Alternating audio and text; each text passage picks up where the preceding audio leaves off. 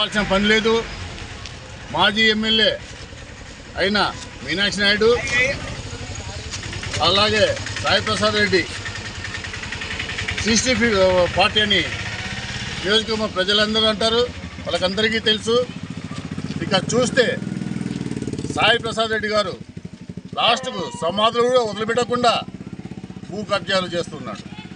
ఇక కొడుకు చూస్తే దౌర్జన్యము, రౌడీజము చేసుకుంటూ ఎన్నో ఆస్తులు సంపాదించారు. వీళ్లకు నేను ఒక్కడే సూటిగా అడుగుతున్నాను, లైసెన్స్డ్ వ్యాపారాలు ఏమన్నా ఉన్నాయా? ఇన్ని ఆస్తులు ఎక్కడి నుంచి వచ్చాయి? అన్ని కబ్జాలు కాకుంటే ఇన్ని ఆస్తులు ఎట్లా వచ్చాయి? అఫిడవిట్లో ఎంత చూపించారు? మీరు ఎలా సంపాదించారు?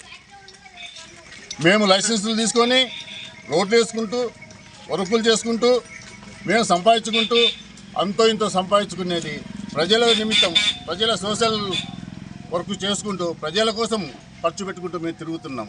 మీరు మటకాలు సంపాదించి, పేకాట ఆడుకుంటూ సంపాదించి, భూములు దందాలు చేసి, భూములు కబ్జాలు చేసి, పేదవారిని కడుపులు కొట్టి ఆ డబ్బు తీసుకొచ్చి కోట్లు ప్రజల మీద గుమ్మరిస్తూ ప్రజలను భయభ్రాంతులు చేస్తూ మీరు రాజకీయాలు చేస్తున్నారు. ఇది మంచి పని కాదు. అన్ని విధాలుగా మీరు ప్రజల కోసం చేసేవారైతే ఇలాంటి దౌర్జన్యాలు అవి చేయరు.